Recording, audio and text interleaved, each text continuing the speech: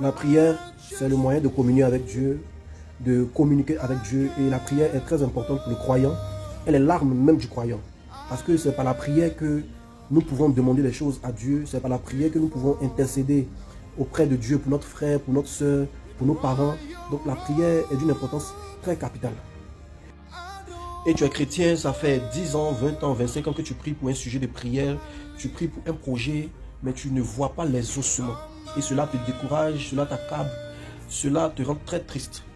Tout simplement parce que tu demandes, mais tu demandes mal. La Bible dit, vous demandez, vous ne recevez pas. Parce que vous ne savez pas demander.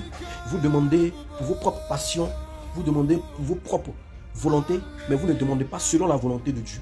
Alléluia. Et quand nous prenons le livre de 1 Jean, chapitre 5, à partir du verset 14, qu'est-ce que Jean nous dit ici? Jean nous dit, nous avons cette assurance auprès du Seigneur, que quand nous demandons quelque chose selon sa volonté, nous savons qu'il nous écoute. Bien aimé, le fait de demander selon la volonté de Dieu est très important. Alors, je sais que tu es en train de te demander, mais comment connaître la volonté de Dieu? C'est tellement facile, il te suffit d'ouvrir la Bible de façon quotidienne, de la lire et tu verras que tu connaîtras la volonté de Dieu. Mais puisque je sais que beaucoup de chrétiens n'ont pas la facilité d'ouvrir la Bible, alors je vais m'efforcer d'énumérer quelques points, en 3, 4, 5 points sur la volonté de Dieu. Alors le premier point, c'est le mariage. La volonté de Dieu, c'est que tous les hommes soient mariés. Mais sa volonté n'est pas qu'on demande la femme d'autrui, pas qu'on demande le mari de sa camarade, non. Deuxième point, il a dit bénissez vos ennemis. Mais pourquoi quand nous prions à chaque fois, nous demandons à Dieu de maudire nos ennemis? Le troisième point, c'est le fait de faire du bien à ceux qui nous font du mal. Alors que quand nous nous prions, nous demandons à Dieu de faire du mal à nos ennemis. Parce que nous avons mal et nous voulons rendre ce mal à nos ennemis. Ce qui n'est pas biblique. Jésus a demandé d'aimer nos ennemis. Alors que ce genre de prière, frère, ça ne peut jamais être exaucé. Le quatrième point, il a demandé de faire des aumônes aux pauvres, aux veuves et aux orphelins. Mais quand nous nous demandons de l'argent, nous demandons l'argent à Dieu pour nos propres passions, pour nos propres besoins personnels, qui n'a rien à voir avec l'intérêt de Dieu. Le cinquième point, tu es malade, tu demandes à Dieu de te guérir. Et tu demandes à Dieu de te guérir parce que tu veux te marier. Tu demandes à Dieu de te guérir parce que tu avais un projet de voyage. Et puisque tu es tombé malade, tu ne peux pas voyager, donc que Dieu te guérisse. Tu demandes à Dieu de te guérir parce que tu as une entreprise que tu dois mettre sur pied. Et tu ne vois pas cette prière s'exaucer. C'est normal.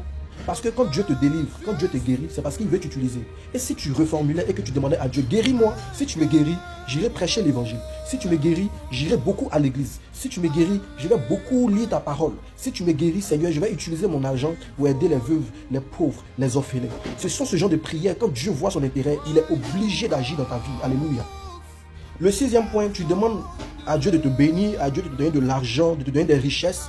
Tout ce que tu es la rusée du quartier, tu es le plus petit, tu es la personne que les gens ne considèrent pas. Donc que Dieu te donne de l'argent pour que les personnes te respectent toi, pour que les gens t'acclament. Ce genre de prière n'aura pas son exaucement. Parce qu'il n'y a pas l'intérêt de Dieu dedans. Si Dieu doit te donner de l'argent, c'est pour que lui, Dieu, puisse se glorifier dans ta vie. Et c'est pour un but. C'est pour que des personnes aient peur de ton Dieu. C'est pour que des personnes craignent ton Dieu. Donc si Dieu te donne la bénédiction, la richesse et tous ces moyens-là, c'est pour que Dieu soit glorifié. Écoutez, quand Salomon demande la sagesse à Dieu, il ne demande pas la sagesse à Dieu pour que les autres rois l'admirent. Il ne demande pas la sagesse à Dieu pour que les gens l'acclament. Il dit, Seigneur, donne-moi la sagesse pour diriger ton peuple. Quand Dieu te donne quelque chose, tu dois l'utiliser pour son royaume. Élie a prié et le feu est descendu. Si Dieu a exaucé la prière d'Élie, ce n'est pas parce que Élie voulait se montrer. Ce n'est pas parce que Élie voulait que les prophètes de Baal l'acclament. Mais Élie a demandé à ce que le feu descende pour confondre les prophètes de Baal. Pour montrer aux prophètes de Baal que lui, son Dieu, existe. C'est pour montrer aux prophètes de Baal que Dieu existe vraiment. Pour que les prophètes de Baal puissent craindre l'Éternel, qui est le vrai Dieu unique, qui n'a point changé. C'est pourquoi Dieu a exaucé cette prière. Mais si Élie priait pour se faire voir, Dieu n'allait pas exaucer cette prière. C'est pourquoi il faut faire très attention à notre motivation quand nous demandons à Dieu. Cela compte beaucoup dans l'exaucement des prières. Frères, nous ne sommes plus à l'heure de demander les richesses à Dieu. Nous ne sommes plus à l'heure de demander les vêtements à Dieu, de demander la nourriture à Dieu.